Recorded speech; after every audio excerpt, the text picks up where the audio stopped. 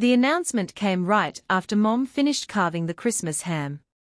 The scent of honey glaze still hung in the air, as we sat around the long walnut dining table, the same one that had anchored our family for over 2 decades. This house, the wide colonial on Brookfield Lane, had been my home since childhood. Christmas mornings used to feel magical here. Now, family dinners felt more like quiet battlegrounds. My older brother Ethan gently placed his wine glass down and cleared his throat. The way he sat up straight told me this wasn't casual conversation. This was planned. "Lena, we need to talk about your living situation." I didn't look up right away. I kept cutting my ham into neat, symmetrical pieces, a nervous habit I'd developed over years of tense family meals. "What about it?" I finally asked. "This house belongs to the family," Ethan continued. "Mom and Dad are getting older. They'll need the space when they retire. You've been living here rent-free for 2 years now, and it's time you found your own place." Mom nodded, lips pressed together. "We think this will help you grow, sweetheart. Independence is important." Dad chimed in next. "Ethan's been watching the real estate market. This house is worth a lot now. We need to think practically." I set my fork down slowly. "Practically?" "Well," Ethan said, gaining confidence, "Rachel and I are planning to start a family. There's a perfect nursery upstairs. And with Dad's knee problems, it makes sense for them to live on one level." "So that was it. You want me out so you can move in?" I asked. "It's not personal," Mom said carefully. "You're 31, Lena. Most people your age own homes. And Ethan is 35, Dad added.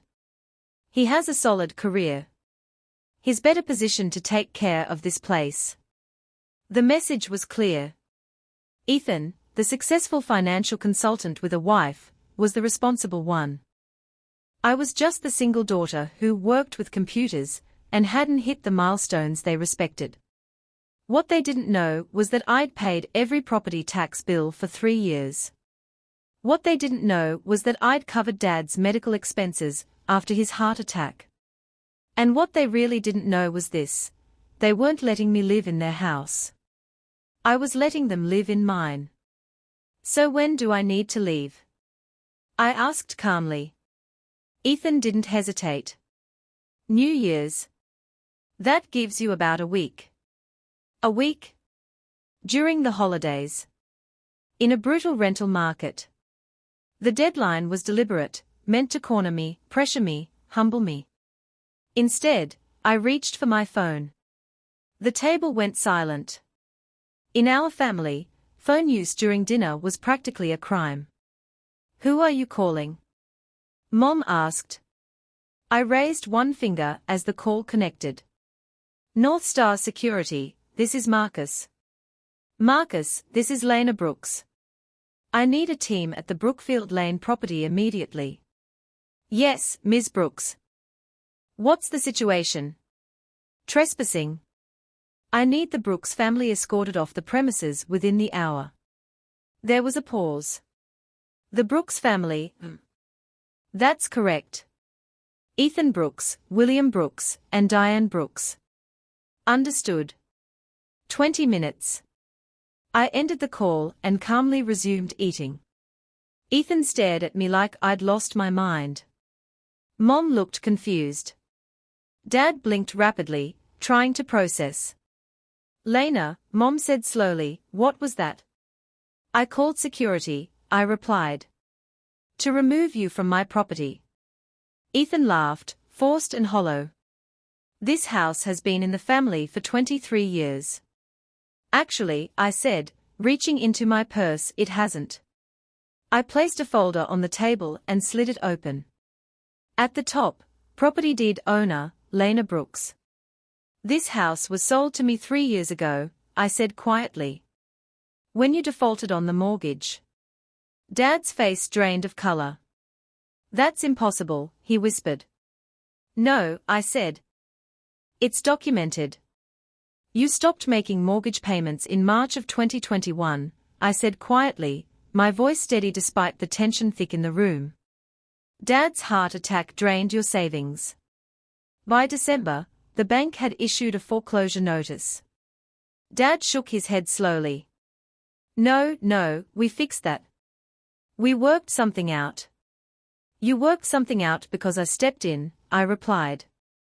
I flipped another page in the folder and slid it toward him. I purchased the house through Brookfield Holdings LLC.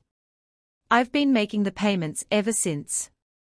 Mom stared at the papers as if they might disappear if she blinked.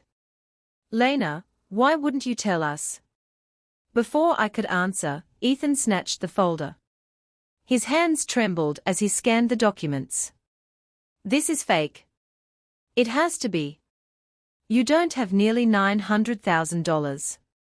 I paid $892,000, I said. To keep this house out of foreclosure. Ethan looked up sharply. You fix computers. I run a cybersecurity consulting firm, I corrected. We design threat prevention systems for corporations and government agencies. Last year, our revenue crossed $46 million. The number sucked the air out of the room. 46 million? Dad whispered. That's revenue, I said evenly. Not profit. But yes, it's real. Ethan scoffed, though the confidence was gone from his voice. If you're that successful, why live like this? The old Honda. The thrift store clothes. Why pretend you're struggling? I hesitated. That question cut deeper than he realized. Because visibility is dangerous in my line of work, I said finally. The more money you make, the bigger the target on your back. Staying quiet kept me safe. I didn't add the rest out loud, that staying quiet also let me avoid uncomfortable conversations. Let me avoid reshaping our family dynamic. While I built my company, I quietly paid Dad's medical bills through Shell charities. I fixed Mom's car through a warranty program that didn't exist. I told myself I was being generous. But sitting there, watching them plan my eviction from my own home, I realized something painful. I hadn't been generous. I'd been afraid. If you own this house, Mom said carefully, why didn't you ever say anything? I laughed softly, without humor. When would I have said it? When Ethan joked about me being the family computer nerd. When you assumed I lived here because I couldn't afford better. We didn't assume, Dad began. You literally said I needed independence, I replied. You said Ethan was better positioned to maintain the house. For 3 years, you believed I was a burden. Ethan slammed the folder shut. Even if this is true, you can't just kick us out. We live here. You live here as guests, I said. No lease. No rent. No tenant rights. The doorbell rang. That'll be security, I said calmly. 3 men in black uniforms entered. The lead guard stepped forward. Ms. Brooks. Yes. We've confirmed ownership. How would you like to proceed? I considered the irony. They had given me a week to disappear. Give them until tomorrow evening, I said. They can take personal items only. Mom's face crumpled. Lena, please. It's Christmas. 30 minutes ago, I said gently, you were ready to throw me out. That was the moment something shifted. Power didn't feel good. It felt heavy. But boundaries had to be drawn somewhere. The dining room felt smaller once the security team stepped inside. Their presence didn't need to be aggressive to be overwhelming. Dark uniforms. Straight posture. Calm authority. The kind that left no room for argument. Ethan pushed his chair back slightly, instinctively squaring his shoulders. For a moment, it looked like he might say something reckless, something proud. But Rachel's hand closed around his arm, silently pulling him back down. Reality was settling in, heavy and unavoidable. "This is absurd," Dad said, though his voice lacked conviction. "This is our home." Marcus, the security lead, remained polite. "Sir, according to county records, the property is owned by Brookfield Holdings LLC. Ms. Lena Brooks is the authorized representative. You've been asked to vacate." Mom turned to me, eyes shining with disbelief. "Lena, sweetheart, surely we can talk about this. It's Christmas." 30 minutes ago, I replied quietly, "You were planning to evict me by New Year's. What's changed?" Silence answered that. Ethan finally spoke. "Even if you own the house, throwing us out like this will destroy this family." "I'm not destroying anything," I said. "I'm setting boundaries. You wanted me out of this house. I'm honoring that request. The only difference is who's leaving." Marcus stepped forward. "You have until 6 p.m. tomorrow to remove personal belongings. Vehicles registered to you may be taken. Anything remaining after that will be considered abandoned." Mom covered her mouth. Dad stared at the floor. I watched as the people who had always controlled the narrative of my life suddenly lost it. The authority they'd carried for decades dissolved in a single evening. Not because I wanted revenge, but because truth has weight. As they gathered coats and bags, I stood still. Not triumphant. Just exhausted. That night, I went upstairs to my bedroom. Not to pack to leave, but to reclaim space. Space in my house. Space in my life. And space in my identity that I'd allowed others to define for far too long. By morning, the house was silent. No footsteps. No muttered conversations. No underlying tension humming beneath the walls. It wasn't empty, it was peaceful.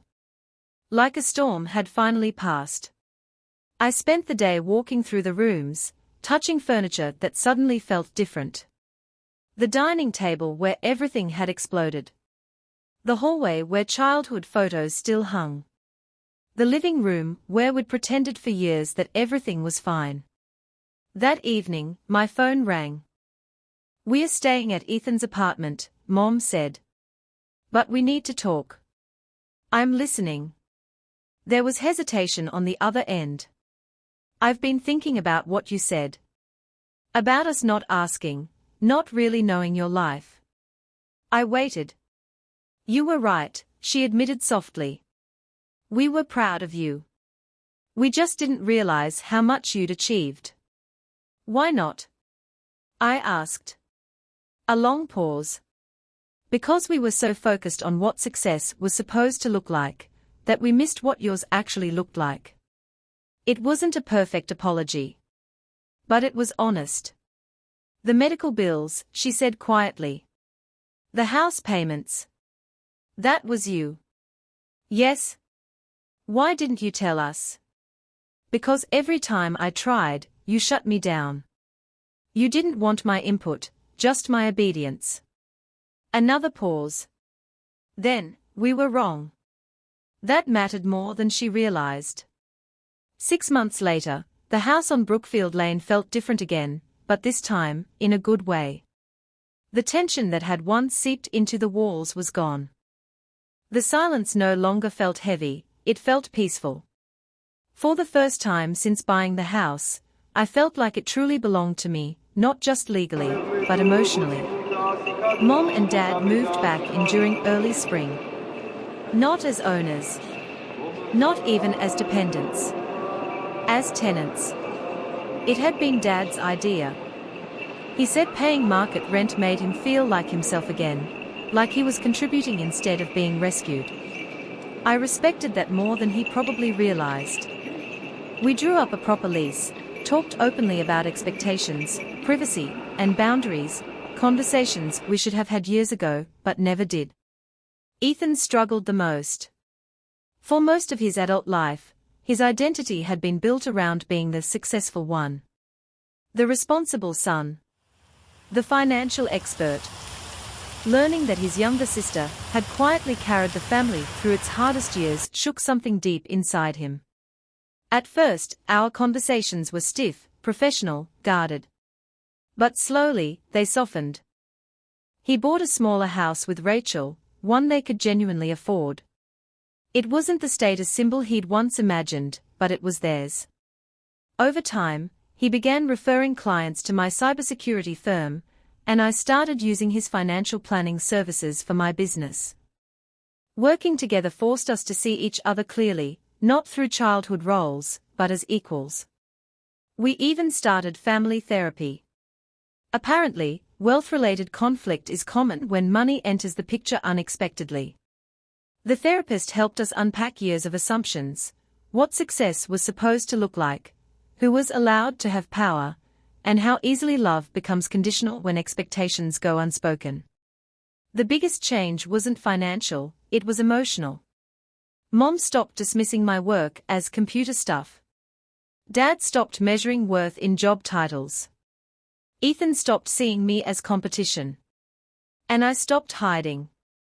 That Christmas dinner, the one that ended with security guards and suitcases, became the story we told every year afterward. The year everything changed, Mom liked to say. Not with embarrassment, but with honesty. Now, every December, we sit around that same mahogany table in what is undeniably my house. We laugh more. We listen better. We ask questions we once avoided. Because the greatest gift that year wasn't the house, or the money, or even the truth. It was learning that love, without respect, isn't really love at all. And respect begins with finally being seen.